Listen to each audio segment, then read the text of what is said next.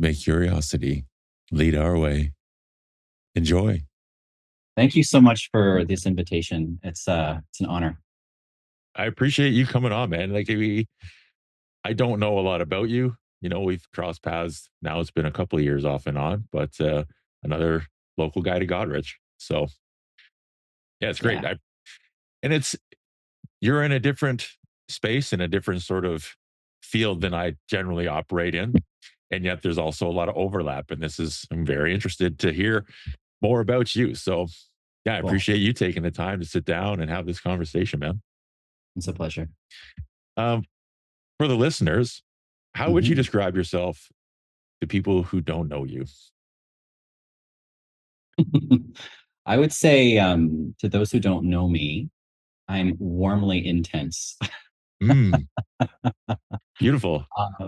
Yeah. I feel like I'm generally very calm, and open and like so curious.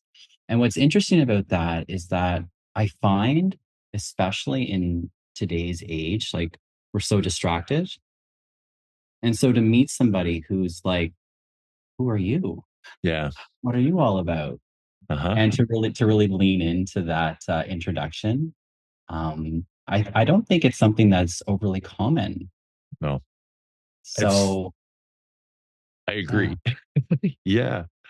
It's funny. I would also describe myself very similarly, yet we are quite different, right? yeah. Different energies, but so that's awesome. Do you find that at the cafe you get a lot of opportunity or have had a lot of opportunity to sort of lean into that? Or is it kind of too busy of an atmosphere? Well, what's interesting about the cafe is this really wild place of a creative collision where you have so many different walks of life coming in and out. And there's this constant buzz within the space. But then within that, there's these opportunities for like really lovely connection. Like if you're the first person at the cast or you're that main point of focus, um, you can really tell a lot about someone based on, the interaction and not what they say, but it's almost like how they say it Hmm.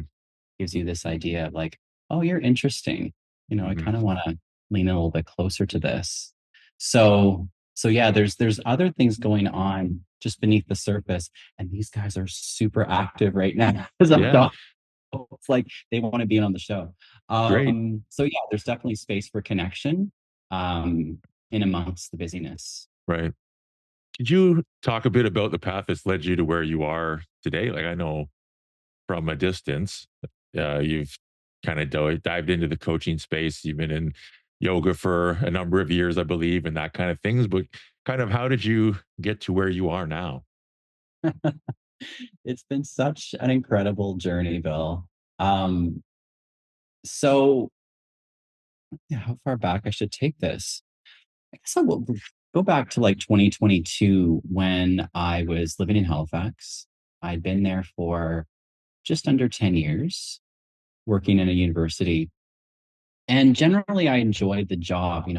We did a lot of things with graduate students in career services and development. And students are starting to come to me for meditation and mindfulness practices, which I really love. Like it's really something that's near and dear to my heart. So to see people that are genuinely interested in what I do and, wanting me to teach them tools or share tools that would support them in their journey was really lovely. I had the opportunity to do that. Um, Unfortunately, within the institution, I guess there was a misalignment, so to speak, with where I would want it to be personally and the institution itself. And so I felt myself at this point where I felt the end of it. Like there were, and that's shown up for me in a number of other situations where the end has arrived at this chapter. Hmm. And if I stay longer, it's as though this sense of resentment actually rises up within me if I stay longer.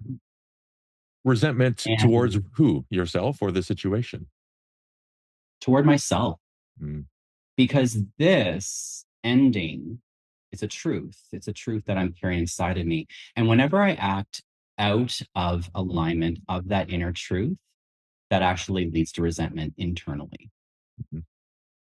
So I had been quite close with my friend Katrina Voss, who's a tantra teacher, and she was hunting for support for her work, what she does. Maybe that's not so. I wouldn't say she was hunting. She had more like remotely. Right. And I thought about that, and it was actually an instant yes. There was some fear in that because I'm thinking, okay, can I let go of this consistent revenue source or this job? And and I leapt, and it was the best decision I could have made because what that allowed me to do was it actually released this idea that I needed to be in this same location. Like I had to be in Halifax in order to make ends meet. Hmm. And so it actually created that opportunity for like, oh, okay, I can actually be anywhere and work for this person. Hmm. So that was really lovely because within me, I know I have this nomadic, free spirited soul. And so to not feel bound to location was such a joyful experience for me. So I started working for her and I thought, you know what? I was living nomadically with friends. I was couch surfing. I had sold off most of my belongings on the East Coast. And Katrina said, why don't you come for a visit? Yeah. So I was like, you know what? Why not? Why not?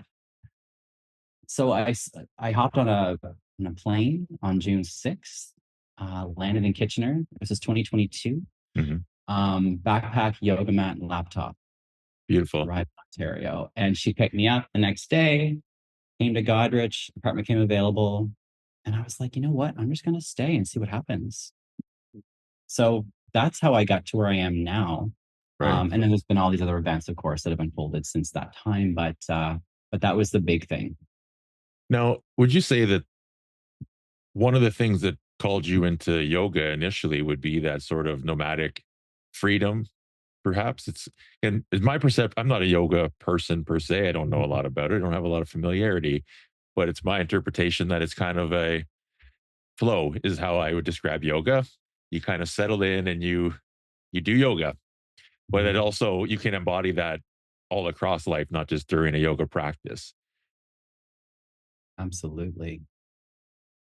What's interesting about my experience with yoga was so two things.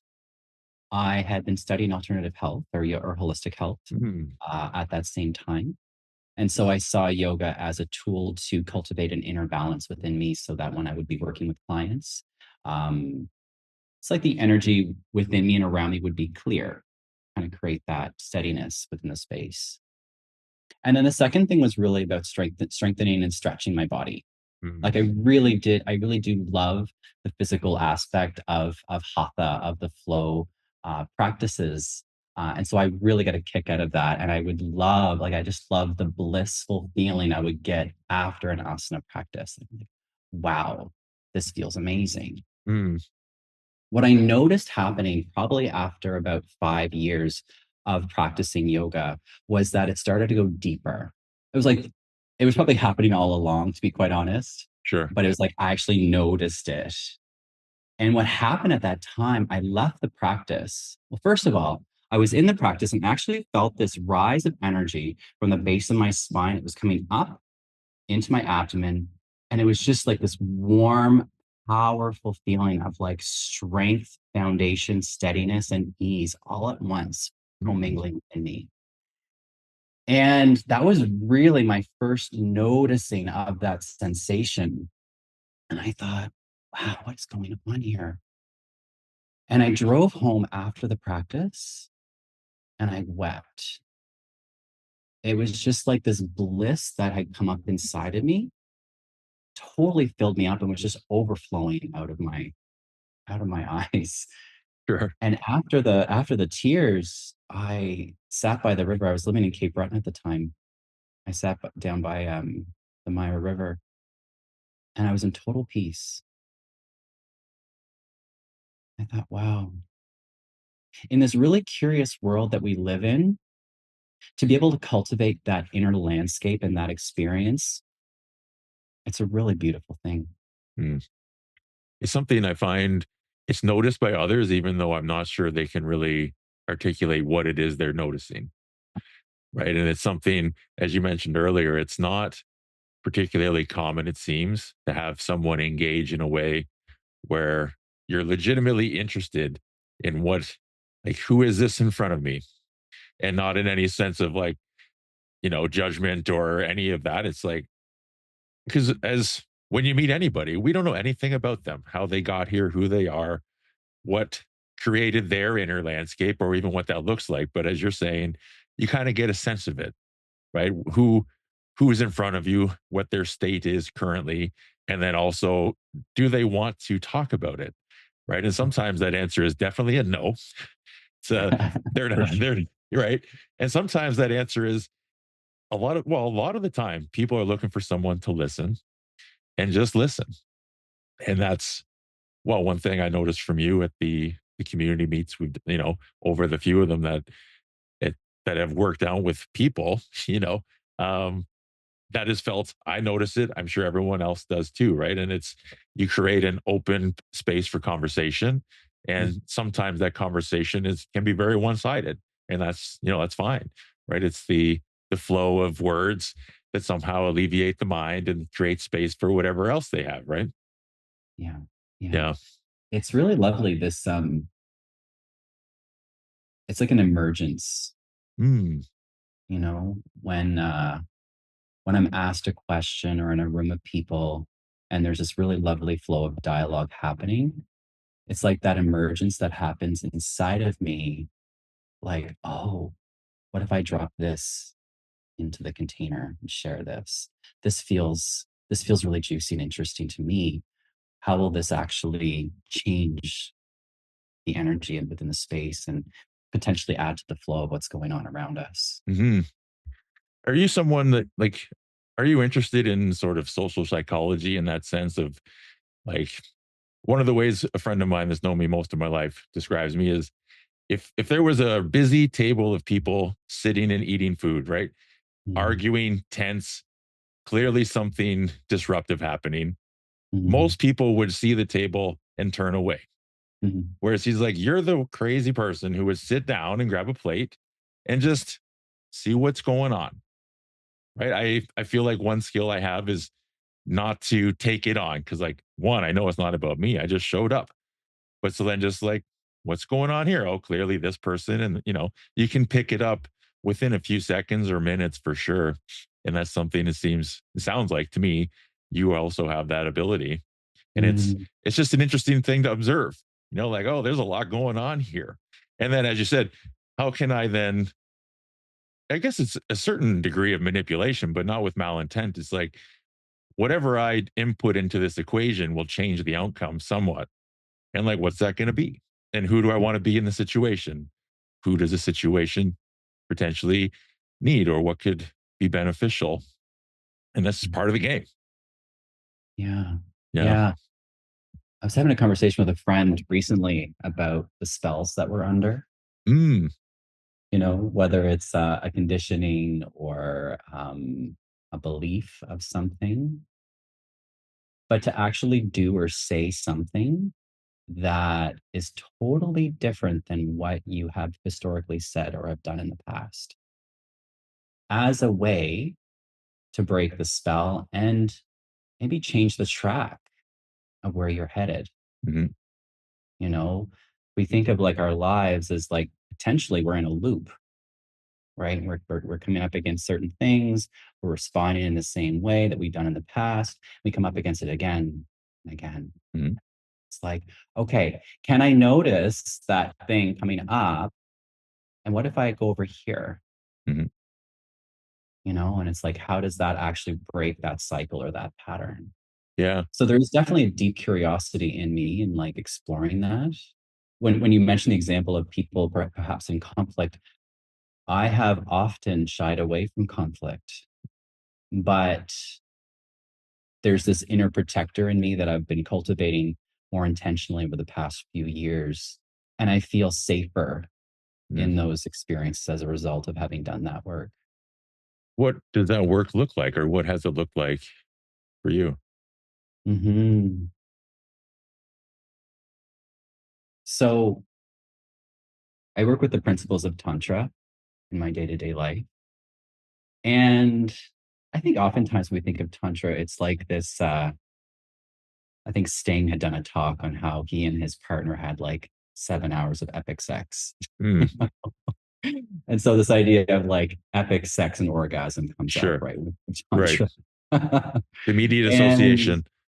yeah, yeah. And I think what happened when tantra came to the West, um, the systems of neo tantra, which are all around consent-based culture and sacred sexuality, came up. Um, and sex is one of those things that it sells within the Western market.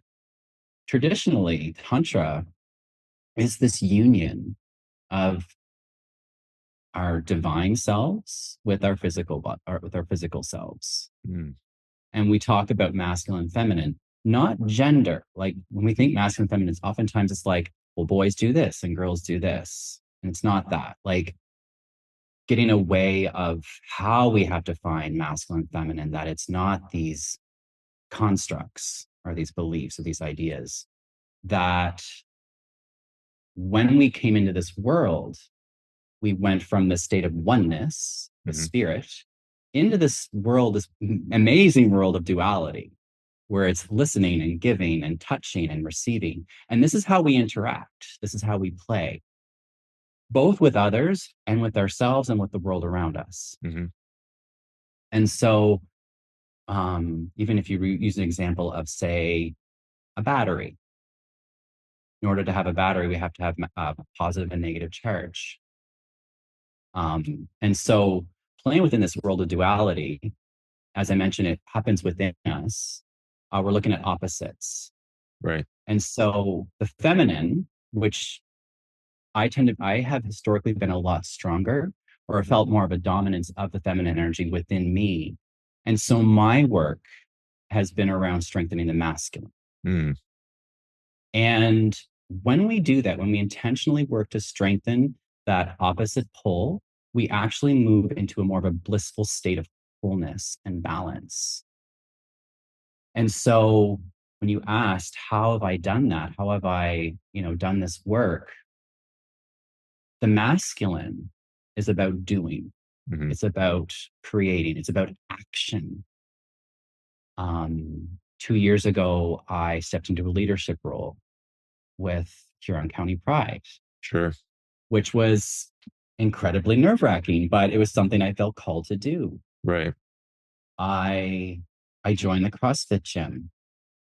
And in doing so, what's interesting about the gym is that sure there's a tendency for sometimes that toxic masculine to show up, as is anywhere, as is Sure. any arena or playground. But what I experienced was the healthy masculine. I experienced the healthy masculine in the coaches that I've been working with, Mhm. um, in this like idea that I've got it, I've got this. So it was really becoming aware of what is that inner voice saying right now to me? Is it bullying me? So toxic masculine. Sure. Or is it saying, just one more, Tim, you've got this? Yeah. It's Is it sort of that coaching sense me? of being held by Yeah. yourself, essentially, that internal container. Sure. Yeah. Yeah. So that's really been the journey for me in strengthening that internal masculine. Mm. And trusting, I'm guessing, and also the ability to trust that voice and to trust that you can, right? And that you are. Yeah. Yeah. Trust has been so huge and important for me, especially when I came to Godrich. You know, I'd lived on the East Coast my whole life. I had dreamed that, what would it be like to live elsewhere, go elsewhere, be elsewhere. But there was this fear that, well, what if I screw up, or what if it's a shit show, Sure. And the voice that came up inside of me when I asked, do I go to Ontario? And it says, just trust, just trust. And so that's been like a mantra, something that whenever I feel called to do something and there's this fear that comes with it, Yeah. just trust. It's one of my favorite sayings around trust. is that the best way to know if you can trust somebody is to trust them. And it's really because there is no other way, right? Otherwise, it's anxiety, right? It's like, I don't know. It's what if. It's like, well, it's trusting for me. It's been, do I think that if this goes south, I will not be able to handle that outcome? That Mhm. answer is always no, because I know that I'll be fine, right? No matter what, I'll figure it out and I'm good. And so trusting that versus listening the what if and all of these things, that's been the game really that's I've been playing for a little while now. But it's like, yeah, I'll be good. And I don't know, and maybe it'll be a shit show, right? It could be, but life has shit shows. They just does, or it Yeah, just does, right? So, like, totally. you know, they come and they go, and that's part of the flow. Do you Yeah, remember how your interest into the divine masculine and feminine got started? I know that's something that Katrina does or it works yeah. with, and it sounds like you've known her for a number of years, even before moving this way. But Mhm. did that interest come before sort of that introduction, or was that sort of a new door to open in that chapter? Yeah. So, um, in 2018, just before I took Katrina's course, I met this guy, and he offered me a erotic massage. Mm, And so I was on the receiving end of this, totally vulnerable, open, ready to receive, and a little bit timid, a little bit nervous. And what I noticed in myself during that experience was that my whole body was in this deep state of receptivity. There was a tingling through my system, and there was a surrender in it. What I discovered years down the road was that these qualities are the feminine: mm, receptivity, surrender, open, all of these things. And I remember looking at him toward the end, and we made that eye contact where it was like, okay, there's who is this? Who am I looking at right now? mm. And I left his place afterwards and I thought, what just happened? Sure, to the onlooker, it was this kind of a kinky little massage that happened on a, Yeah. person's basement. Also But there was great. some, yeah, also Yeah. great, also Awesome. awesome. Yeah. Um, and I think also, like, going back to what I said earlier about the physical and the divine, is that on the physical, there was the massage. The divine, something happened in that eye contact, something happened within me Hmm. there was more to the picture Sure. than the physical. And together it made such a juicy experience. And so I went on to Google the next day and I started looking up Tantra. And it was shortly after that I found Katrina's workshop, which is Okay. Tantric Intimacy. Awesome. Yeah. Yeah. So then I guess the interest was sort of introduced organically, really. Like, what the Yeah. hell just happened? Less literally. And then what learning is there to dive into? Yes. Yeah. Exactly. Exactly. So that's how it all happened. Yeah. And you've done, I believe you did a presentation speaking about that last month, was it? Mhm. Relatively Mhm. recently. Mhm. What could you kind of do a brief like overview or to someone who's like, I'm not well versed in the divine masculine and feminine. I have a familiarity, but Mhm. what's kind of the beginner's level to that? Mm.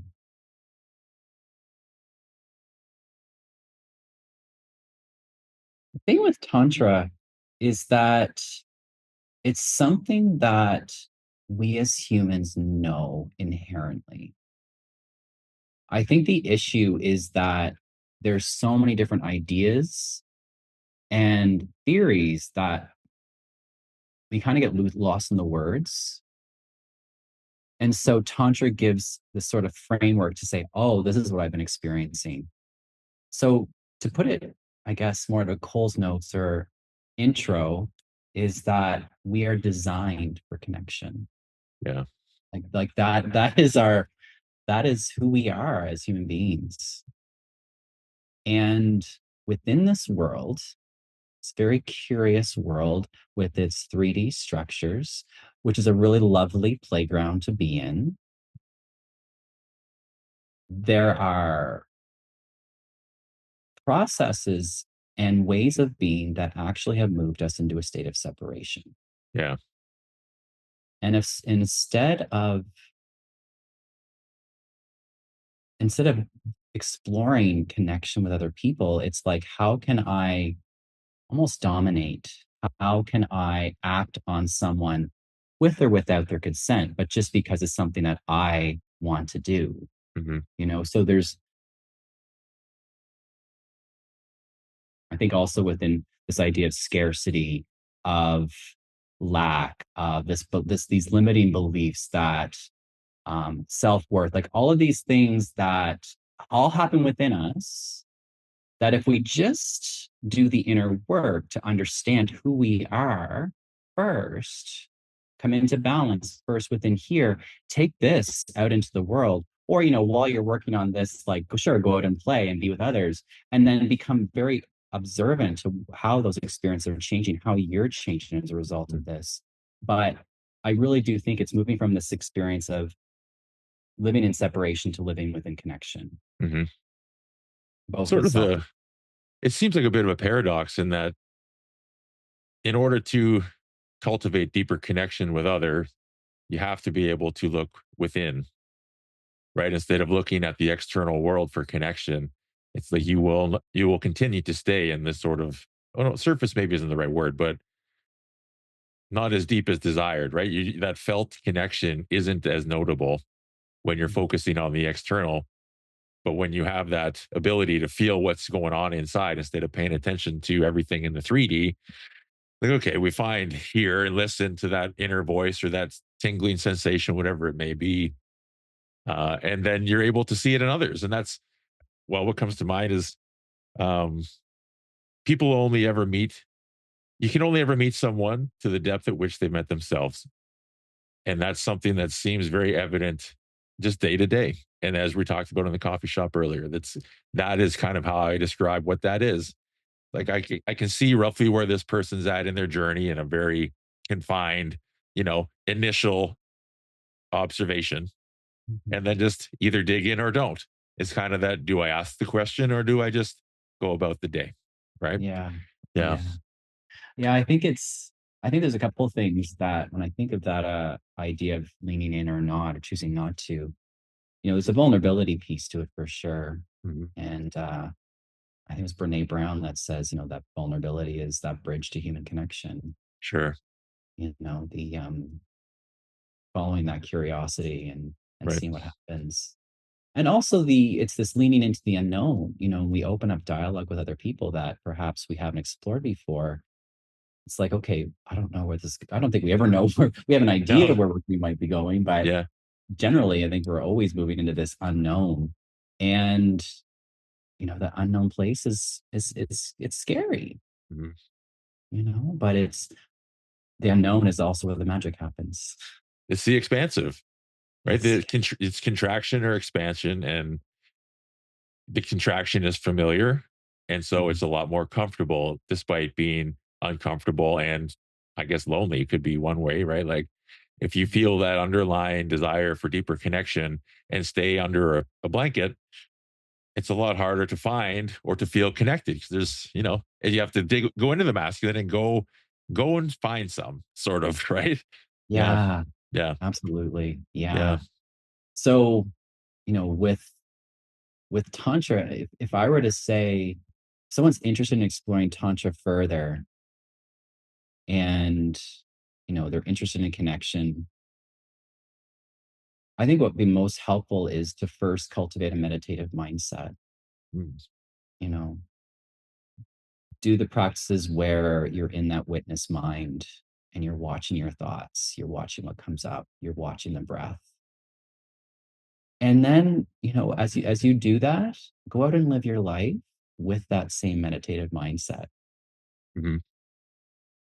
Do you And find, sorry to interrupt, a quick thought. Do you find people associate who they are with their thoughts? It's one thing. I just have a curiosity around that because one initial step to that is first accepting or acknowledging that we are not our thoughts. To be able to Mhm. witness them, you have to understand that there's a witness, and that witness is you versus I am all these thoughts. So then what are you even talking about? Mhm. Yeah, I do think there's an over identification with thought. Um, and I think that identification actually gives some validity as to why the person is acting on the thought to Hmm, begin with. It's like, well, this thought must have purpose if I'm thinking about it. So I'm going to do sure, something about it. sure. Um, I mean, I've done that where I've noticed a thought come up and I've reacted to it and responded to it. But the flip side of that is, okay, can I watch this thought come up within me and just watch it, you know? Um, and I think of like a yoga class where I'm leading it, and we do this practice toward the end called yin yoga.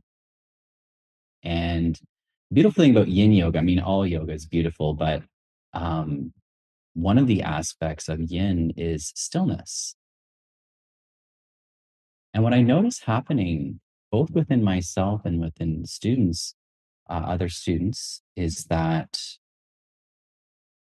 when we're still, the body starts to move. We start to Mm, kind of fidget and scratch or whatever. And I'll often put the invitation on the table that, okay, take a few breaths, notice if there's a desire to move, and just see if you can drop into stillness. What thoughts come up as a result of that? Is there discomfort? Is there anger? Is there something that might be behind the movement that would be really curious and interesting to explore? So, being still in a world that is so quick moving, like there's so much happening all the time, we're constantly being exposed to things that we can just dial it back and just sit and be yeah. still is a really interesting place to explore there. It seems to be magnetic as well. Because Mm. people are, it's like the fly to the light in the nighttime. It's like they go towards it and they don't really maybe know why, but they sense that there's something going on there. When in Mhm, reality, it's the thing that's going on is less, mhm. right? Yeah. Yeah, I've talked to friends about this. And they'll say, "Well, how do you teach this? How do you teach yoga, and how do you teach?" And what comes up for me when I think of that idea of teaching and sharing is that the more we cultivate and practice that state of presence and mindfulness internally, we don't have to do anything. Yeah. It's our presence that actually has the power to impact the space we are inhabiting. Would you describe that as the feminine more so? Hmm,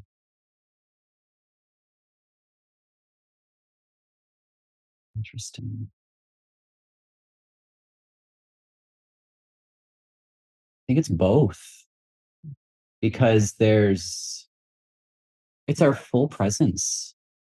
Hmm, right. It's our entire presence, it's wholeness, it's the masculine, feminine, it's this beautiful dance. There's this teacher actually, his name's Rudolph Valentine.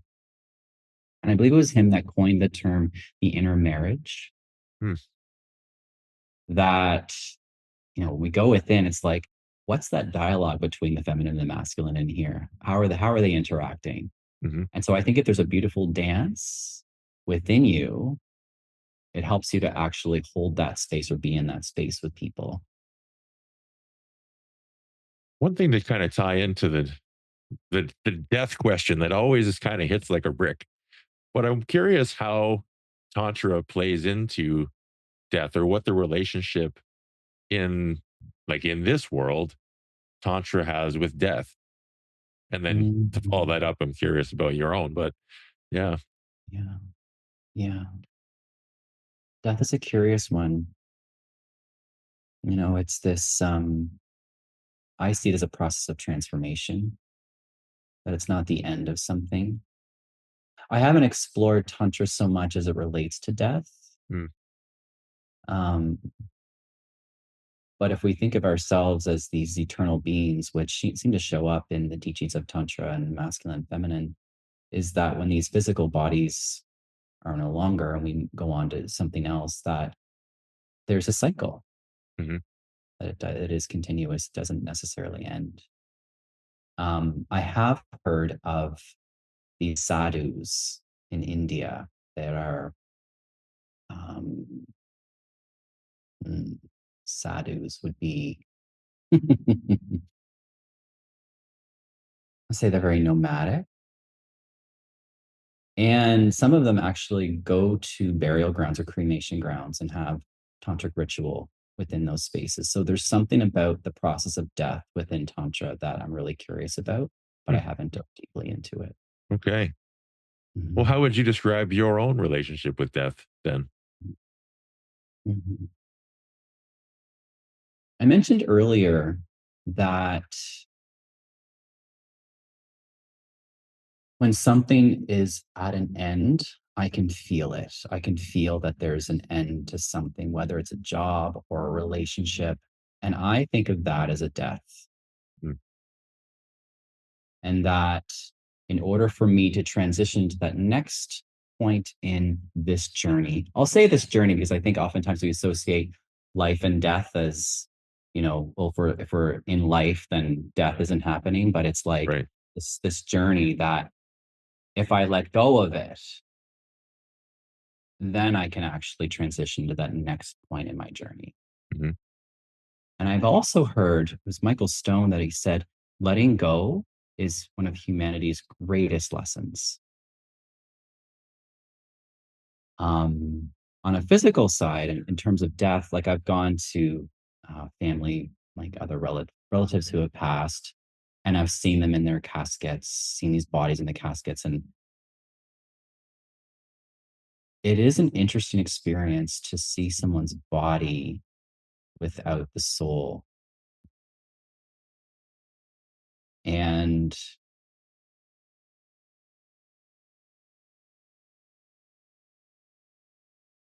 yeah, I'm not sure what else to say to that, Bill, but Yeah.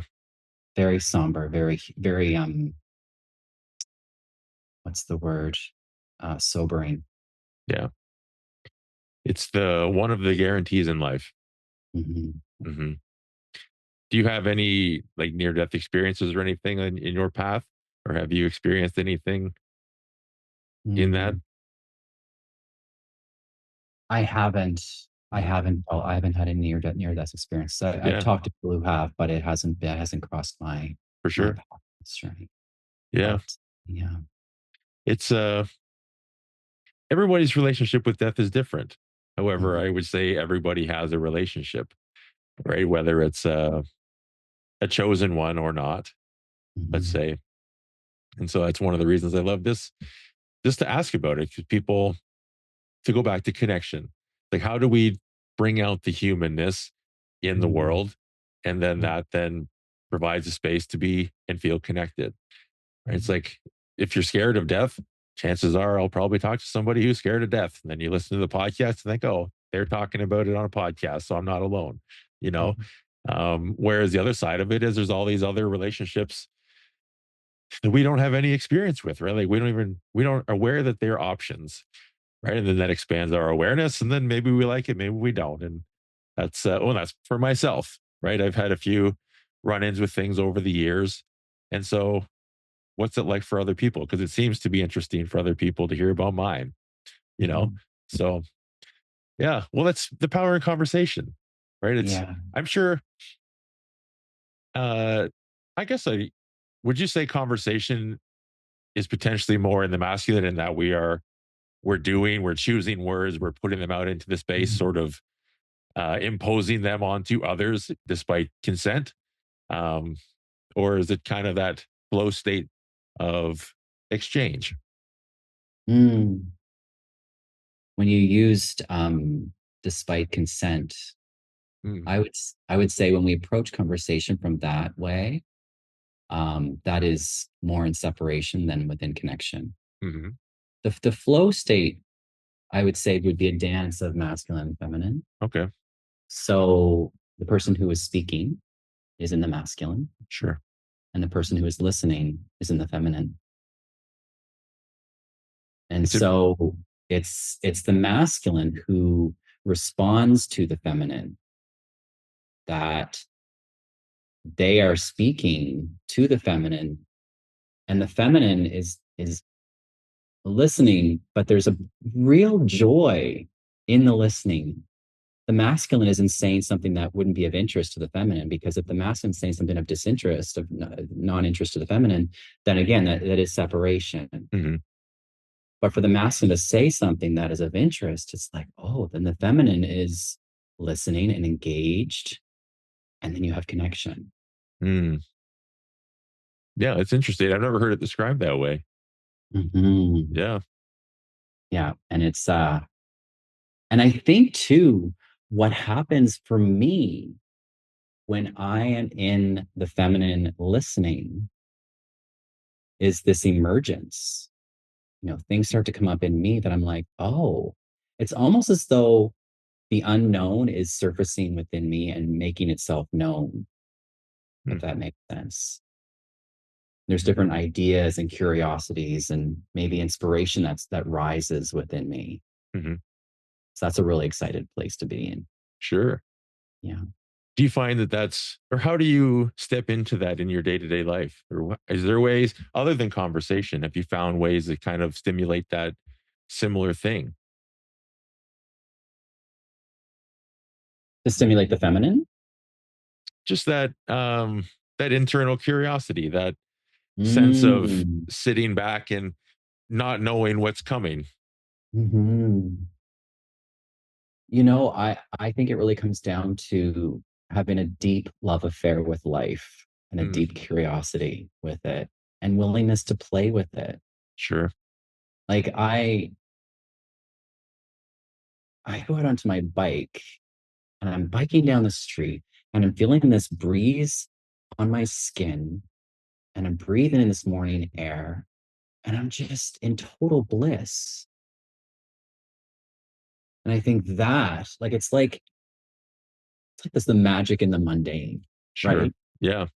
And it's hiding in plain sight. The magic is hiding in plain sight. It's as though we're too busy to actually pay attention and notice it. Sure. It's like, oh, that it just happened. Like, you weren't paying attention, but it's right there. It's happening now. It's Right. happening now. Absolutely. Yeah. And I guess one of the things about water, right? It's literally energy, right? It's stored energy moving, but then it also, like, you go into science about electrons or whatever, but there's a reason we like having our feet in water. Mhm. If we're stressed out, it helps. And same with grass. And as you're saying, the breeze on your bike, it's I think there's a certain comfort with being in our bodies Mhm. required to be able to acknowledge these things.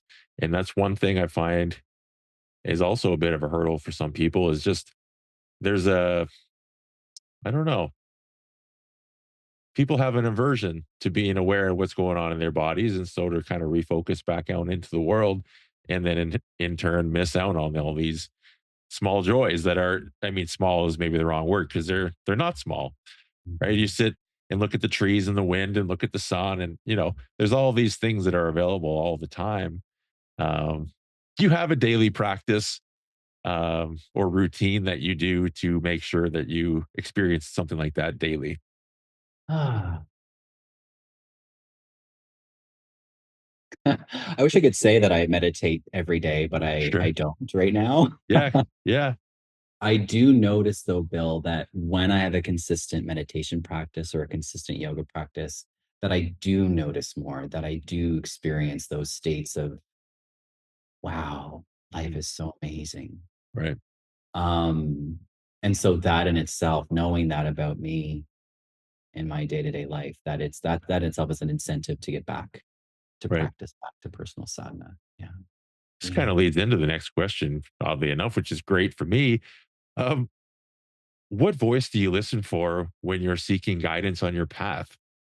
Mm, mhm. It definitely comes from within. Hmm. And it's either it's interesting because it's either a a protective paternal voice that I hear, very low to the ground sort of voice that comes inside, or it's a maternal voice, Hmm. so more on the feminine, I guess. And I have a question coming up for me as I say this, because like I don't know, when I think about it, what questions or direction would cause a difference. Um, I had a question that I've asked myself recently, which was, do I go back east? There's this call in me that I will go back east at some point. Hmm. And the voice that comes up when I ask, do I go in the fall of this year? And it's very male, and it says, not yet. It's not time. Hmm. And I don't know how to explain how I arrived at that point. It might be from personal practice, maybe from all these years of going within, where I Hmm. have cultivated that inner landscape. Sure. Yeah, that feels true actually, that it Hmm. is the inner work that has allowed me to tune in with that. Yeah. It's kind of, well, that question is kind of built off of one I used to ask, is more about the definition of God.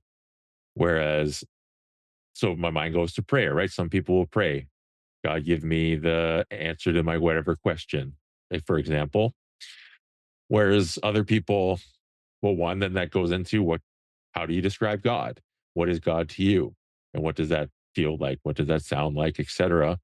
But then to bring that back to the voice, it's like, well, at the end of the day, it's essentially a prayer, in my view. Whereas, sort of who and what you're asking or where the question goes is really the only difference.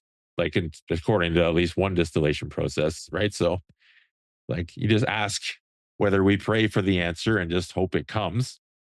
Okay, well, whose voice is that, right? Where does it come from? Uh, I don't know. Could be the divine, could be oneness, could be God, could be our imagination. I don't know. Yeah. Yeah. Yeah. When I came to Godrich, one thing I said to Katrina during a bike ride, and interestingly enough, was my intention for coming here was to heal Mhm. and listen to God.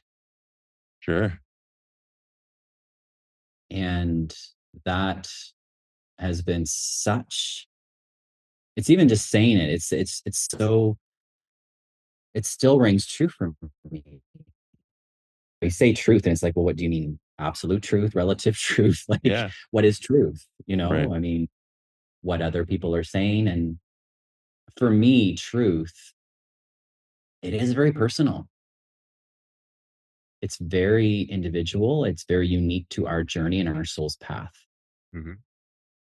And what's interesting when we think of this world we live in, where Yeah. there's people that are, whenever someone says that, it's through the lens of their own experienced reality. Hmm. It's through the lens of what they're looking at the world at. And I have gone against that many times because I have doubted the inner truth or that wisdom within me, for the sake of other people's comfort, or, to satisfy their ego in some way, so that they're okay with me, Hmm. they're happy with me. And then afterwards, I would think, no, this isn't actually on path for me. So,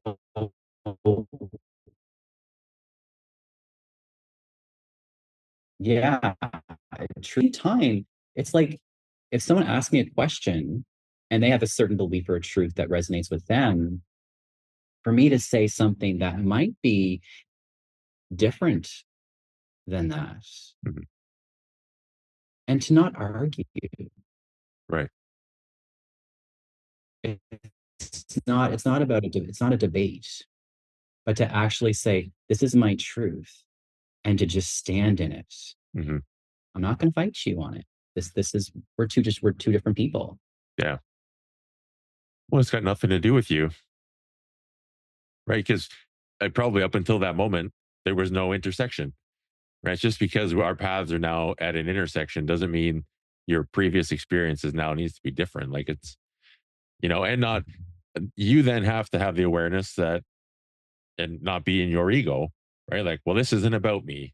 And so let it be, right? Let it go. The battery on my mouse died. Oh my I, gosh. you know, I go to just right now. I'm like, you kidding me? My laptop died too. No, just the mouse. Okay. Great. So I've got half a voice. And anyway, here we are. It's been otherwise great day. Sun Yeah, shining. Awesome workout. good, How are good. you? Yeah, I'm great. I'm great. Yeah. Good. Went to the gym today and did bench press, and we did Mm. burpees and box jumps and burpee or dumbbell deadlifts, and it was fun. Yeah, it was fiery, spicy, but it was good. It's hot. Like not uncomfortably hot, but it'd be a warm workout. Yeah, Yeah. yeah, they have this like massive, they call it the big ass fan. Oh. So that's going like in the space. And and like what I'll do is I'll like position myself so I'm like right in front of it. Mhm. I'm like, okay, guys, this is the splash zone, just so that we It's know. going towards you. Yeah, Yeah. Yeah. exactly. Yeah. It's right. Nice. What Yeah. do you find like for CrossFit to yoga to day-to-day life? Mm, How do you find that balance kind of plays for you? mm, interesting. Yeah, I mean, it's what comes to mind when I think of that question, Bill. It's like it's presence. Mm, It's the presence that we bring to whatever experience we're in. Like today, we did this workout, and one of the gals that comes to class regularly, we were talking about this idea of focus. And she says, "You're always so focused." And like, she'll say like her mind's like everywhere. And she's like, where are we? Like, what number are we mhm, on? And when I got thinking about it afterwards, and I thought, in yoga, there's actually a term called dharana, which means concentration. mm, And so, which, you establish dharana, concentration, through asana, which is postures, through breath, through meditation. And it's about really developing that single pointed focus where you're so dialed within that, you establish that, you cultivate that, and then you take that into your world. So regardless if you're doing yoga or CrossFit or slinging coffee, it's like, mm, can you bring your whole presence into that experience? mm. That's yoga calls to me more and more. I'll say that. Yeah. Cool. Yeah. It's because honestly, I've never did really a intentional meditation practice regularly. I've done a lot of what I would call breath work that's very informal, but it's Mhm. worked seemingly well for a long time. But it's one of those things like, what's the next step? How do I evolve this? How do I progress? And just for for fun, for interest, for what else is in this space that I can potentially apply, and then what version of me does that allow me access to, which is Mm. very intriguing. Yeah, yeah, that's always super intriguing. It's like, who will I meet inside here as a result of going through this experience? Hmm. I think about like when I'm in a CrossFit WOD where I'm doing this workout, and like I said to Scott and Jen, we did this workout a couple weeks ago, and I got so angry. Like there was like this fire inside of me. And I told him, I said it was like there was, can I swear? Yeah, you can say whatever you want. It's like there was shit coming out of my eyeballs. Yeah, It was yeah, just, there was boiling so, over, what's that? just boiling over. Yeah, Yeah. yeah. And at first, I remember feeling so insecure about that. And I'm like, but I'm the Zen yoga dude. It's like Mm, we're all facets. We're so many things. And, I can be the calm CrossFit guy, or I can be losing my shit, or I can be, mhm. it's like, that's cool. It's just Yeah, another aspect of this experience. it's part of oneness. Yeah. Yeah. It's funny how when we try to push, well, actually, it's a saying I have on my whiteboard, but when you resist resistance, it amplifies. And it's so true in so many ways, right? Like when you try to ignore this anger, and whether it's anger or whether it's an underlying whatever, it only gets louder in time, right? Yeah. Or the tension within you gets more concentrated, more condensed, and then the boil over is generally more intense. Yeah. Yeah. Well, it's like, we talk in the spiritual community off about the shadow side, right? That it's Yeah. aspects of self that we repress. And I remember listening to a talk about this and how whatever we repress actually finds like this interesting side door out, and it expresses itself in the world, which can potentially be quite harmful. So it's like, okay, is there an outlet where I can express this side without shame, Hmm. but in a safe container, whether it's CrossFit or whether it's yoga or something else, to like meet yourself, another Yeah. version of self. Right. I'm wondering too, this is something that's come up for me a bit over the years in terms of what do you do with anger in more of a like you yourself, right? Day to day, or not maybe week to week, whenever it comes up, but where do you put it?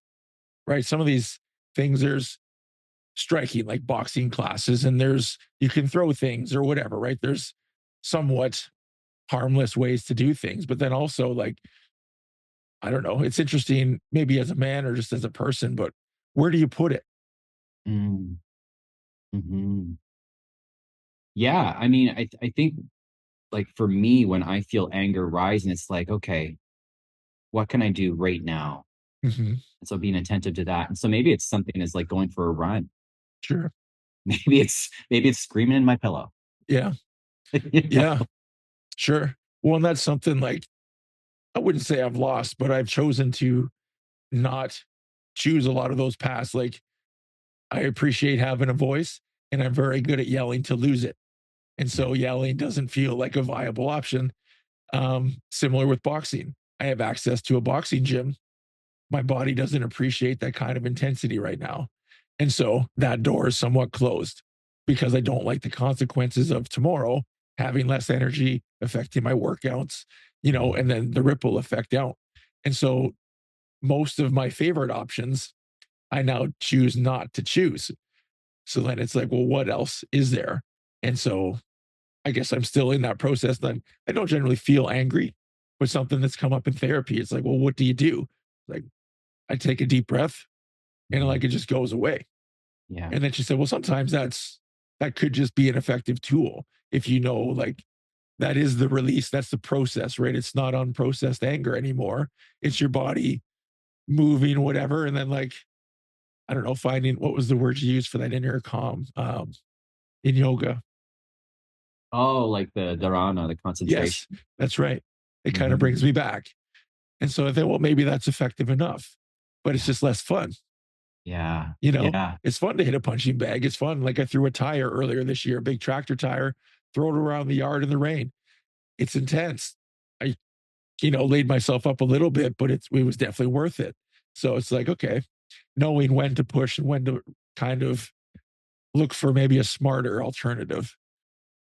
Have you ever have you ever prayed about it? Like in those times Mm, where maybe yelling or punching wasn't an option, to actually sit and be like, okay, what can I do with this right now? yeah. Yeah. Well, specifically with that time in the spring, like it's the anniversary of my daughter's stillbirth, I guess. And I was, I guess you could describe it as praying. I talked to this guy every night before bed. And as I was talking, my hands started to shake. And then I started to kind of rock in the middle of the road. And I was like, oh, here it is. Right. And so then it's like the deep breath came. And then I made a choice. I'm like, I really want to go throw this tire behind me and hit it with a baseball bat. Today's the day. So but that came about by talking through it. And I was talking to her, I was talking to, universe, whatever. And that's what came up was this anger, this tension in my upper body, and it closed down my throat. And I was like, yeah, I'm gonna go inside. I'm gonna take off my shirt and I'm gonna smash the fuck out of this thing for as long as I can. And Yeah. it and then I felt like exhausted, but worth it, right? That's what I needed to do. So, but yeah, the prayer thing, I've never specifically sat down, I suppose, to pray about it. No.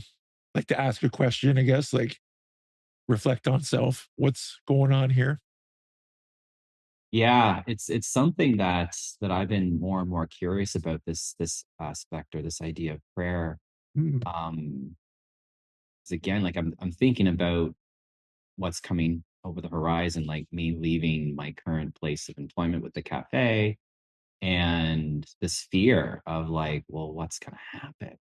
mhm, And so to actually sit and to ask, okay, what do I do right now? Like, what would be the most, like, the best use of my time right now? mhm, And to wait for an answer and to act from that place. But it's, it is taking that leap of faith into a space that maybe is unclear. mhm. But what I find interesting, actually, even when I say that, is when the answer does come inside, there's so much clarity Sure. around Yeah, it's it. very obvious. Yeah, Mhm. yeah, I can To rest in that. to tie it back into that voice, right, we kinda mentioned earlier yesterday, is kind of that, what voice do you listen for when you're looking for guidance? And that's kind of what comes up for me anyways, is it sounds like it's a similar voice, whether it's the same, male, female, whichever, but from the same place. Mhm. Mhm. Yeah, yeah, I think some may call it higher self, or Yeah. um, source, God. We talk in yoga how this energy center, the heart center, Mhm. um, anahata is what it's referred to as, and anahata is the seat of Atman, and Oh, Atman is. Have you heard of Atman? yeah, yeah. Yeah. So it's like the spark of the divine that lives inside each of us. Mhm. It's And a so I, Hindu is it Hindu, if I'm correct?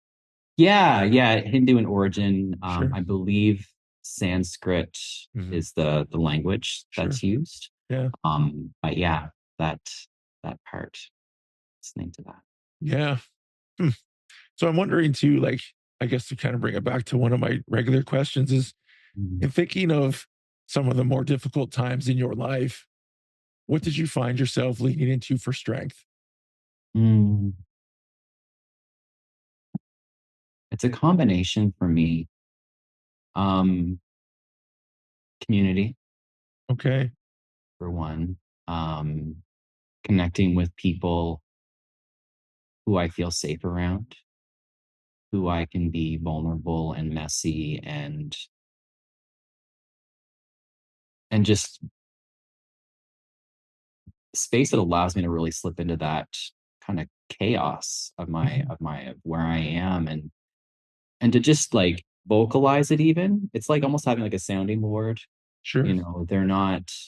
They're not giving me advice, they're not saying you do this or do that. It's just even the process of just hearing myself in their presence and being witnessed, Mhm. both by them and by myself. It's like, and then there's insights that come up as a result Of of course. that.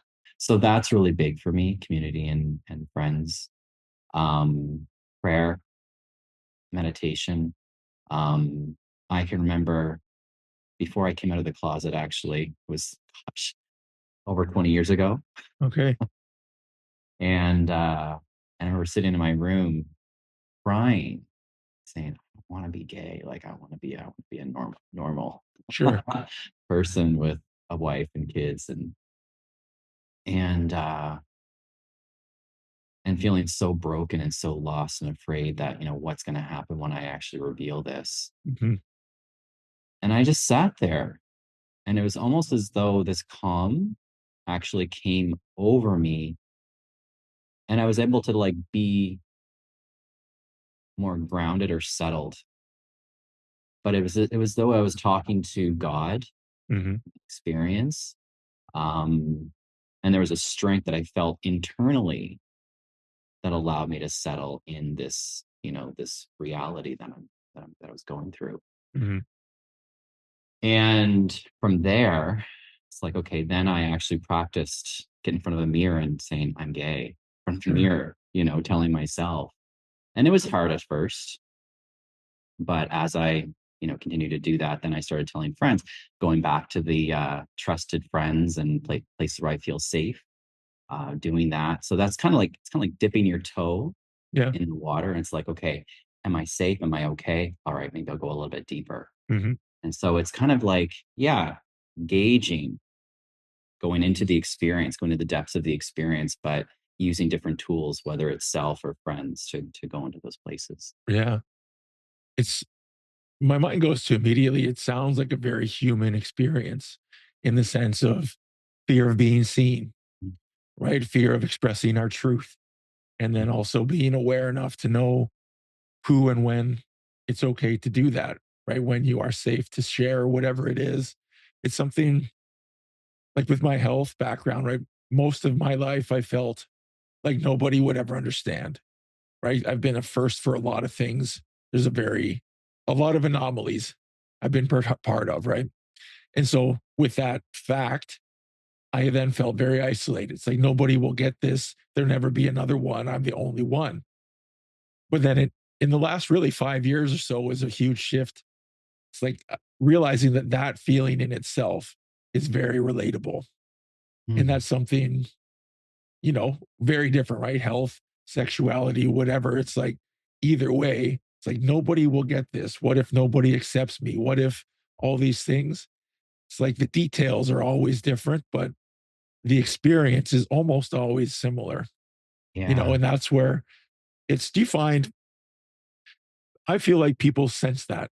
They can see like this person sees me at a level that most people don't, and maybe even I don't see myself yet either. And whatever that is, it's noticed.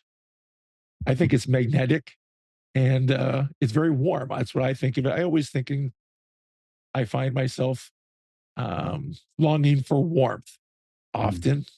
And so my mind, that's one of the lenses I see things, but that's kind of how I envision that whole situation. It feels like a warmth, a magnetism, a welcoming, like you're good, right? I'll be the rock, I'll be the anchor. What's the chaos? And just share it with me because I'll be the old oak tree swinging in the wind. And Yeah. that's the energy that I really find I appreciate about myself. Um, anyway, that's a bunch of thoughts. I don't know where it came from, but Well, what's interesting about that, Bill, it's going back to tantra, the dance of the masculine and feminine, like the structure is the masculine mm, and the chaos is the feminine. mhm, And so again, like in the spirit of connection, for you to be the anchor for that person who's going through whatever that is, or vice versa. absolutely. Yep. Like and that's connection. Mhm. So, it's like and when you're in connection to, what I also notice is that it's like the lines become blurred between you and them. Sure. It's like, okay, where do I begin and you end, or vice versa? It's like you're here. Mhm, And so you do pick up on the other person and they pick up on you, and it's such a beautiful thing. And I think, that really is at the core of what is possible in human connection. mhm. It's like there's this beautiful dance that can happen. My mind goes immediately to that's love, right? There's no fear involved, and in absence of fear, the ultimate alternative or would be love, right? That's the connection. That's the presence of love. Mm, Yeah. 100%. Yeah. Yeah. Yeah, we talked about love in yoga, and how love love is our relationship with God. Mm, But I mean, all people, if it's true that all of us carry this divine spark of God within us, and you drift into connection with somebody, that light that you see inside of them, there's God. it's you. It's you. Yeah. Yeah. That's why do you follow any of like the Alan Watts and the Ram Dass stuff? Like I love those guys. Just listening to them, they're very entertaining, right? I love how they speak, but then also the messaging that they use, it very much has always resonated with me. Hmm. Hmm. Yeah, I love Alan Watts. I haven't listened to much Ram Dass, but Hmm. Alan Watts, I dig his work Yeah, a bunch. And I think Alan Watts was the one that brought mindfulness to the West. Am I? Yeah. I think so. I Yeah. haven't dug into it, but Yeah. He's just a character, smoking a pipe and talk whatever. I like Ram Dass because you could tell he's done like hundreds or thousands of hits of LSD, and now it's like you've seen some shit, and Yeah. he just I don't know, he's a funny guy. He has a lot of humor. There's an audio book that's really just a bunch of lectures of his. It's called what becoming shoot, I forget now. Becoming something anyways, but it's just a bunch of and he's very comical. So Yeah. somehow he talks about all this oneness, and then he also throws in a joke that poke fun at himself, but ultimately at you, because it's we're all one, we're all God, we are all love, and that's just part of the dance. Yeah. But yeah, Absolutely. yeah, Um, I was thinking about I went down a bit of a rabbit hole this morning. The question you had asked me about death mm, and tantra. And one thing that I was researching, it was saying how we can't truly understand life. We don't understand death. mhm, And and I think what's really beautiful about that is that, and I spoke to this yesterday, is that death really is about transformation. There's this Hindu goddess, Kali, okay, and she's depicted as like having this crazy dark hair. She's got this necklace of skulls. She's mhm. got this, you may have seen her in statues. Nine arms or something. Yeah, yeah, Yeah, yeah. yeah, yeah, And fierce, yeah. and she's like the goddess of death and rebirth. Mhm, That it's like to actually meet Kali and to go through that experience, like as messy and as painful as maybe it is or could be, mhm, what's on the other side of that is a whole new chapter. yeah. It's ultimately the creation, and I believe it has to do with soul path too, right? You meet her, and I don't remember what all of her arms are, but the one's a sword and all that kind of stuff. But I believe part of that process is the replacing you back into, like, not recycling, but now you're going back. And I think isn't she the destroyer of the world that ultimately recreates the world after so Yeah. many cycles and things? Yeah, Yeah. yeah. Yeah. When I was living in Dartmouth a couple of years ago, just outside of Halifax, and huge dark night of the soul, I was kind of floating from place to place. And I'm like, how the heck am I getting through this? And I started going to this yoga studio. I laid down my mat and I'm practicing doing my thing. And at the end, I looked up and there's this massive tapestry of Kali on the wall. I'm just like Sure. at her feet. And I was like, wow, there she is. And whenever I could, I would position my mat at her feet when I went to that studio, and I practiced at her feet as much as Yeah. many times. And I looked at her one night and I said, I fully trust you. Whatever this is, whatever is being destroyed that is helping me to let go and move forward, I trust this process. Mhm. So yeah, it was pretty cool. No, that's beautiful. And how fitting to just find yourself at her feet, you know? It's, well, and we spoke about trust yesterday. It's perfect. It all ties Yeah. in. Yeah, right. I'm wondering to kind of shift down of death a little bit. What comes to mind when you think about a time in your life that you felt most alive? Mm. Wow. The um the period between leaving Halifax and arriving in Godrich. So I left Halifax, went back to St. John for like 2 or 3 weeks. And I remember the first night that I was on my parents' porch, dad and I were chatting. He said, so how long do we have you for? He had no idea like I was going again. And I said, oh, about 2 weeks. He said, oh, really? Okay, you're Yeah, going again. I'm All out. right. Yeah, yeah, sure. And every day I would get out of bed and I listened to this song on Spotify. It was, oh, I can't remember the artist's name, but it was all about flow state. Mm, And listening to that, I felt this like it was an aliveness, it was a pulse. it was like I am in the flow of whatever is happening right Mhm. now. And to really like to live in a place within myself that was beyond what I had done in patterns and past behaviors with my family. Like, before when I was younger, I would get up at say 10 and I would do, have coffee with mom and do this thing and do that thing. And I was living in such a different way while I was with them and so connected to my inner experience. But like it was like, what is happening right now? This is so exciting. So being like in total awe Mhm. of my life. Like that Yeah. was really, really cool.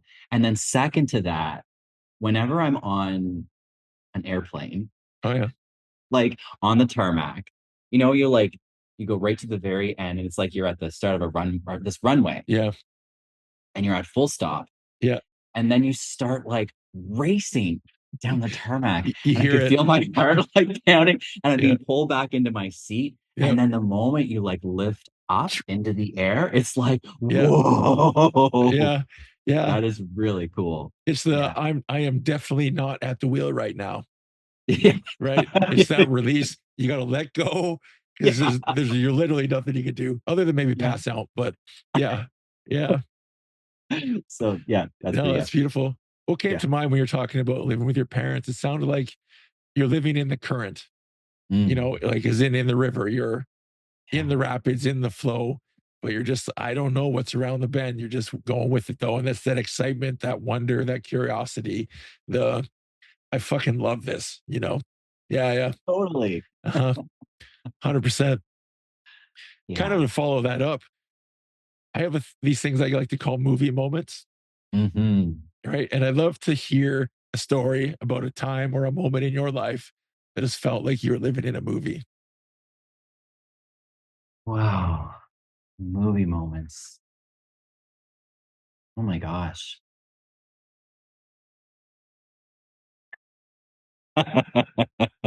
Okay, I've got There it one. is. Yeah. Yeah. Yeah.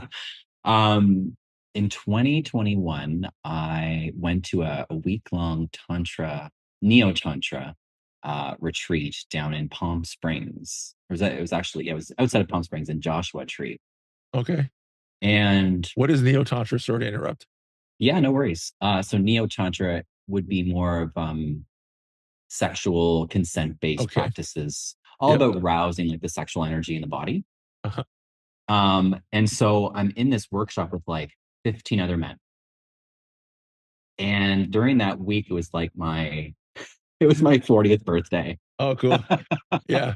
Happy And birthday. word got out that it was my birthday. Yeah. So Sure.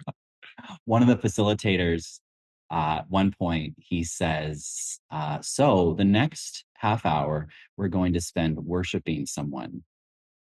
And he looks at me. Sure. Yeah. You crack me. So Okay. so we're all naked and the guys surround me and they're giving me touch and one's whispering you're so beautiful Mhm. and like my whole body was just vibrating like fully alive like I was having these shudders through my entire system and I fell back and they caught me in midair and Mhm. just slowly lowered me down and I'm laying there and I'm just like in total bliss and they surround me and I started weeping, like my heart just broke open. Mhm. And I felt like I was Mother Earth Mhm. and these are my children and they were like healing me and loving me. Mhm. Like it was so profound, so beautiful. And just this alive, I'm like, is this really happening right Yeah, right. now? Yeah. It's not the time to check though. You gotta wait till Yeah, after. yeah. Like, if even if it's not real, I don't wanna know, right? I'm gonna let this play out a little bit. Yeah, yeah. This is 100%. amazing. Yeah. Yeah. That's well, I have to say, I've never heard of anybody else having an experience similar to that. So I would say Oh, that's definitely like, it was amazing. yeah, yeah, man. That's huh. And happy 40th, right? Yeah. Mhm. Yeah. No, it was there was a lot of during that week, there was a lot of breaking open. Like we'll Mhm. talk about this in yoga that And I think Rummy actually uses this quote, or said this quote, the wound is where the light gets in. Yeah. And I've gone through experiences, whether it's in a tantric experience or yoga, breath work, where there's a rise, there's a surface or a lift of an energy or something inside, and the moment it touches here, like I feel this opening, and whatever pain, whatever hurt I have been carrying inside of me, Mhm. it comes out. Yep. And it's like this weight is just lifted off. And I feel a combination of lightness and heaviness at the same time. Yeah. But it's going through experiences like that, they change you. They really change you. You come out the other side of it and you're a whole different human. Yeah. Really are. I feel like I've had similar experiences with psilocybin on different occasions, whereas there's and music for me is one of the catalysts for that. I have a little bit of that, and it comes in through my solar plexus. I can feel it coming in, like as well my ears, I guess, but it feels like it comes in through my solar plexus and just Mm. hits whatever that feeling or that energy is, that feeling stuck, and it just fucking blows it open. And like I love it. It's just when it happens, I always in real time, I'm like, oh, there it is. Right. It's because you can usually feel there's something happening, and it could be for a week or it could be for years. Like I don't know what that is yet, but there's something there. But then as soon as that hits, it's like, like that's the one. Like that found it. And it's such this relief. I'm like, like Yeah. yeah, it's the opportunity to experience whatever that was and to complete that cycle because it's been stuck for so long. Do you find that when it's rising, that there's almost a fear that accompanies it in like letting it go? That Mm, like you don't, it's like you see it, you're like, it's right here, yeah, but there's this fear that's like keeping it inside. It's like, I don't, what am I going to do without this? right. I honestly, I don't know that I've ever had that. Mhm. Um, because I don't think any of the things that come to mind for me right now, anyways, I'm not worried about losing them. Mhm. They're parts of me, they're part memories, experiences that are both in my body and my memory. And I know they're not gonna go away, you know? And so it's yeah, the physical aspect of this is stuck in tissues or organs or whatever it might be. Um, yeah, fortunately, I guess I don't remember ever feeling a fear. It's this relief, this relaxing into whatever it is and just letting it express. And then, well, and I think about it after, right? The next day, obviously, there's that, or maybe not obviously, but the next day there's a period of settling, right? It's like Mhm. reflecting and just like appreciating, I think really is how I would describe it. And then it just kind of float. It, as you said, it lightens the load, whatever, wherever it was, it kind of just floats away and it just kind of rides around or maybe follows you, I would say, not in a backpack instead of carrying it. Now it's like joins you. Yeah. Yeah. I Does was, that make any sense?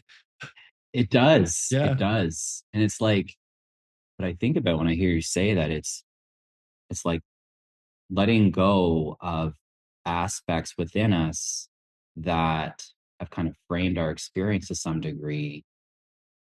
When we let them go, it's like we're actually allowing ourselves to move into a whole new experience. And I think when I think of coaching, it's like if I'm a coachee and I have been so attached to who I've been this whole time leading up to this point, I'm not allowing myself to move forward because I'm bringing all of this with me. And it's like I'm continually showing up, or it's like that expectation that I'm going to be that same person again and again. And that's the Yeah. loop. I think that's that karmic loop. And so, can I let that go to Mhm. allow what my heart desires to come in? Mhm. No, I feel like that's and then also to be open to some of the aspects of yourself to come back, right? It's Mhm. kind of that what comes to mind is that there I've had this conversation a few times now in the last month or so, but there are aspects of me that, I learn about or that come up that I'm like, "Oh, this is something that was maybe a hole in my awareness or something that I want to work on or change or whatever," right? An opportunity for growth. But then there are also many aspects of me that I'd have no interest in changing, right? And so having the ability to, if I let this go, trusting that a lot of it's probably going to come back. And that's, I think, a real good test of learning who you are over time. It's like the ability to let those aspects go and then see what comes back. Mhm. And some of them don't. And that's great. And some of them definitely do. And then those are the ones like, okay, is this a problem that I want to try to solve per se? Or is this an aspect of me and who I am, a value or a principle, let's say, and I'm going to stick to it no matter what. And Mhm. that's finding those lines in the sand is kind of the terminology that I use for myself, but it's very empowering. I find to identify those lines in the sand because anything short of that line moving forward is a non-issue. It's like, Mhm. does this cross my line? Yes or no? Nope. And immediately categorize this is not a problem, you know? And so there's no real reaction. But as soon as that line is crossed, like this is an issue and I'm going to address it, right? Mhm. Whatever that looks like. But so I guess to kind of follow that up, would you say that you have found lines in the sand for yourself that have felt empowering in a similar way? Mm.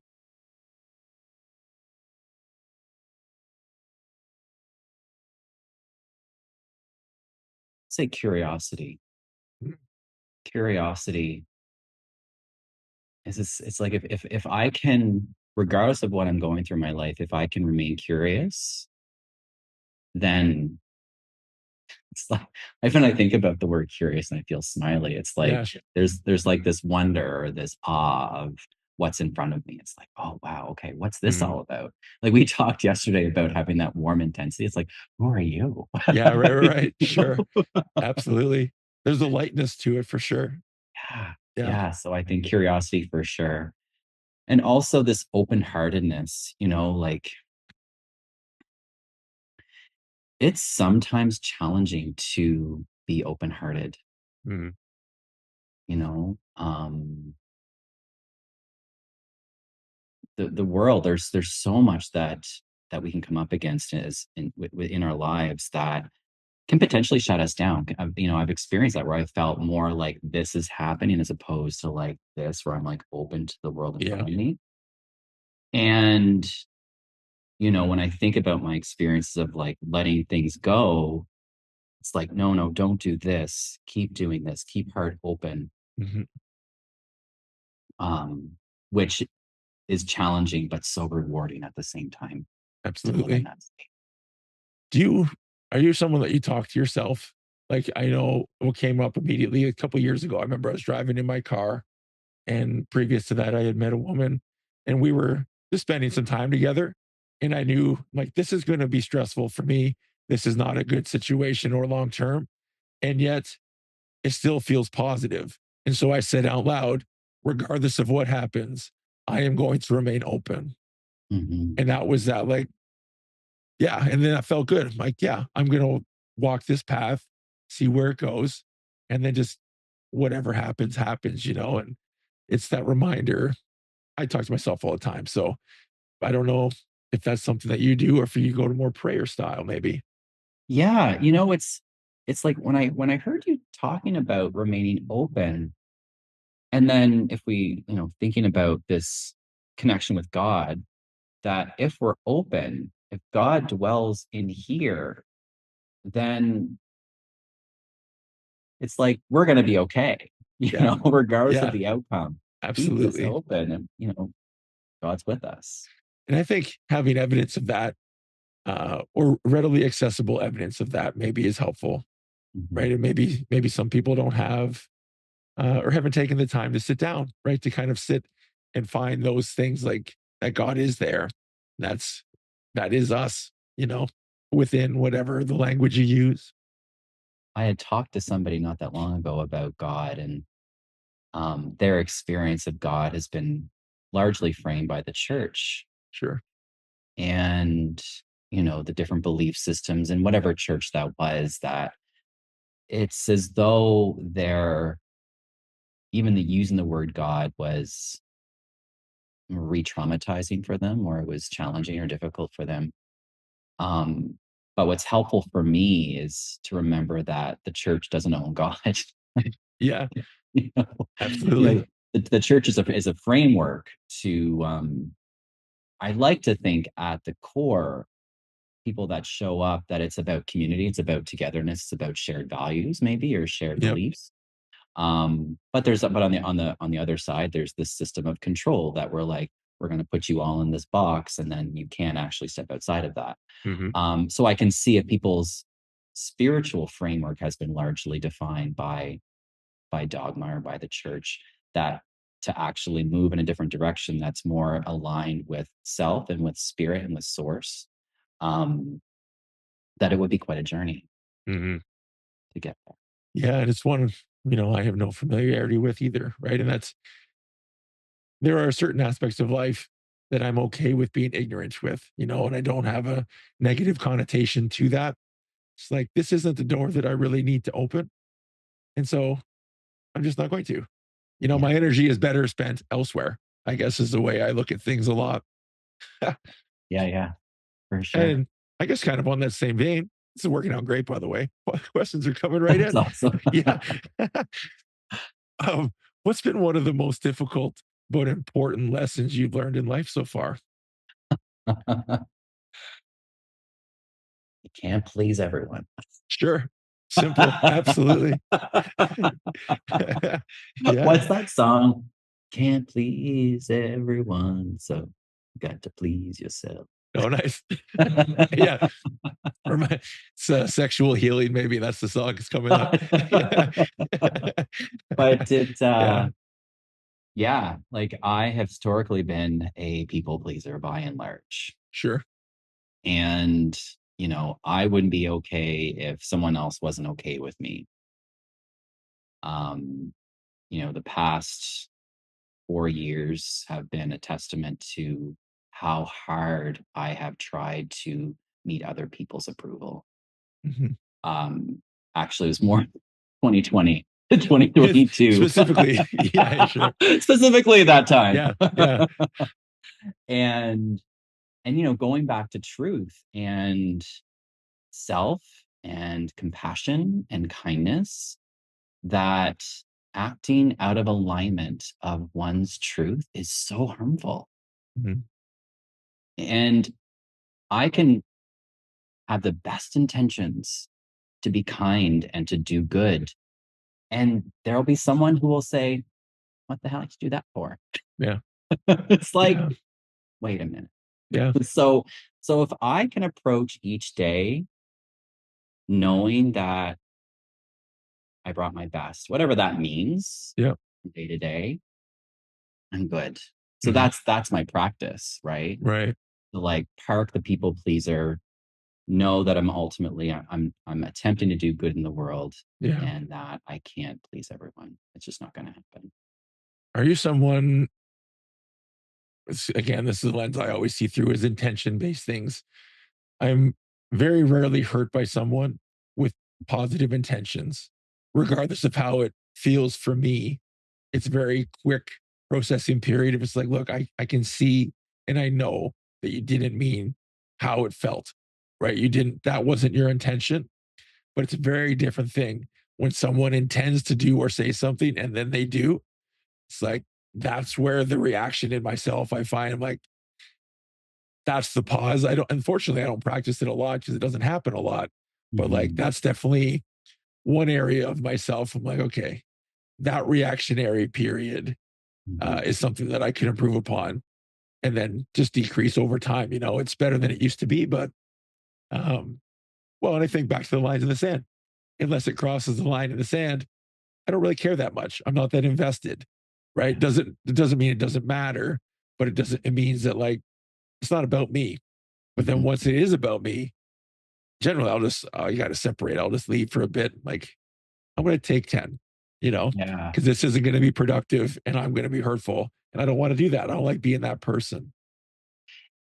It's like I think about this idea of relationships and how for some people this idea of drama Yeah, or intentionally causing pain, um, it's almost like you hurt me, so therefore I'm going to inflict pain upon you. sure. And I think it's almost like when I think of drama or I think of situations like that, it's like we get to a point in our lives, like say we're going through from like 0, we reach the age of 12, and then something happens that actually causes us to shut down. And then it's like we approach a situation where we're an adult or we're, 24, 30, but we're still that 12-year-old that was Yeah. like that had shut down at that point. So that's who's actually showing up. Hmm. Um, when relationships end, it's like, why can't there be a peaceful parting and just a recognition that this was beautiful? Hmm. I love this experience and I'm so grateful for having it and being with you. And it's complete Yep. as opposed to, I don't know, the drama, Yeah. drama and Absolutely. pain. Well, and I think largely that comes from resentment. Mhm. It's like you've chosen the same pattern repeatedly over time, and I don't like it, and I never did. And then the resentment is projected onto the other person. But reality of it is they resent themselves for acknowledge or accepting it for such a long time. And it's another quote on my board: people will treat you however you let them. And it's a Mm. hard thing to be faced with in the mirror, that I have allowed this to happen, whether and deserving and all those things, right? Intentions also matter, but one way or the other, you have also been a participant in this equation. And you have to be okay with accepting that, standing in that, and then the hurt that comes with that. Um, because otherwise you'll never process it, right? It just continues the cycle to go back. This is working out great again. Just the same as when we started yesterday. The cycles continue until you make a different choice. Mhm. Yeah. You meet them again and again until you actually do the work and Yeah. ask. Yeah. I'm wondering, as you look into the coming weeks and months, what are you feeling most excited about, Tim?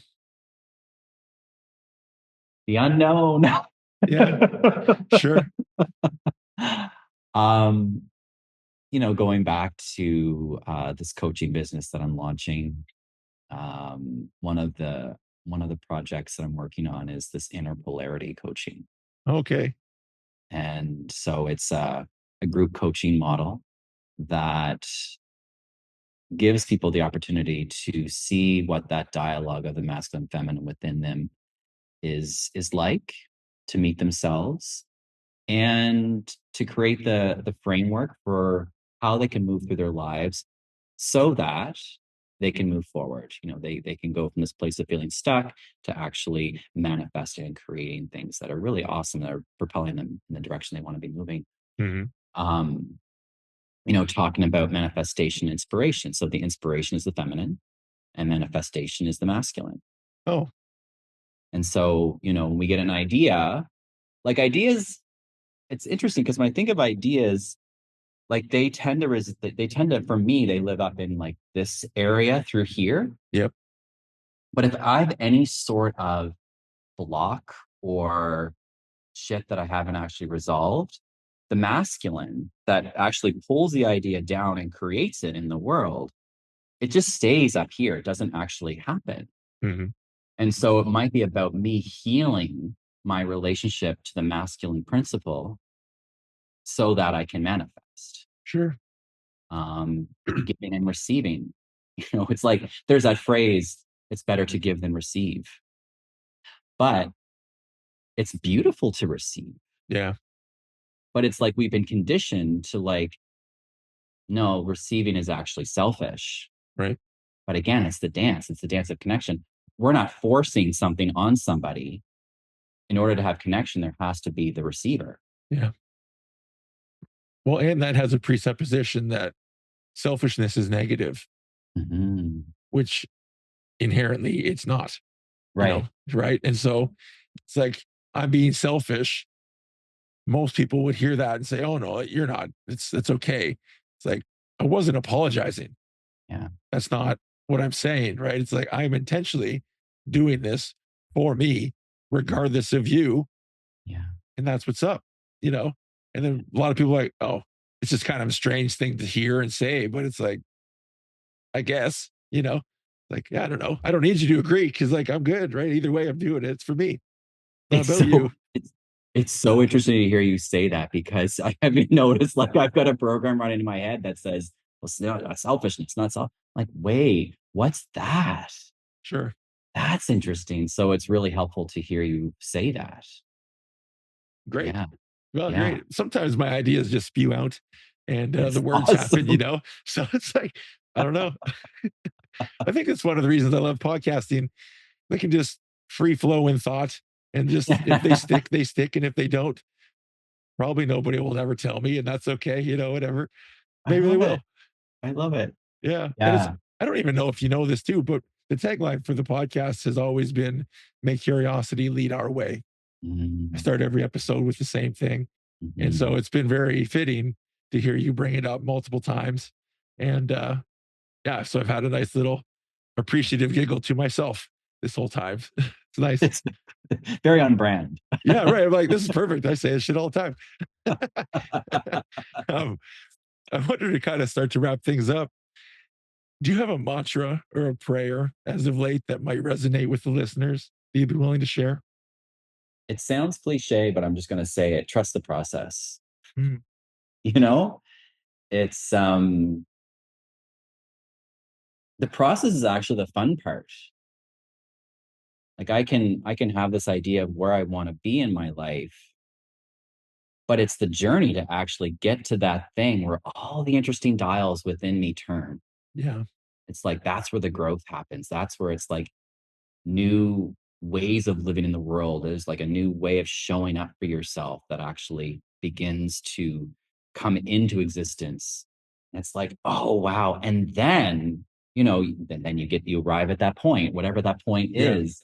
And then there's like another process that you go through. So it's a constant process. It's constant unfolding. yeah. And that's the juiciness of life. Life happens in the moments. Yeah. Yeah, 100%. absolutely. Yeah. It's interesting how the focal point is kind of the only thing that's different, right? If you focus on the end goal or where you might be and the Mhm. details of, the future, it's easy to say, but like you miss out on today because you Yeah. focus on really what's not here, right? You focus on the absence. Well, what's the difference between then and now? And then you can identify these things in our quick little brains, and then we get all bummed out. It's I like, know. are you kidding? As you started with yesterday, riding the bike and the wind and everything. Have you like Yeah. been outside lately? It's fucking awesome, It's you know, right? amazing. But that's like, wow, I can't wait till I retire. Like, what are you talking about? Like, fucking what? You It's know, happening right now. I know, yeah. Like, you could be temporary retired for like the next hour if you really wanted to. Just go do it. Enjoy the time. Absolutely. Yeah, Yeah. man. Yeah. No, Tim, I really appreciate you coming on, taking the time, and I appreciate your patience and grace with me with the technical difficulties. So it's been a great conversation. It's been And a yeah, man, I appreciate everything you're doing. I enjoy being along the process from a distance. yeah. Thank you so much, Bill. This is like it was a ton of fun. And yeah, I look forward to chatting again. Well, I'll see you at the cafe still when you're in there anyways. Right on. We'll catch up soon. Thank you, sir.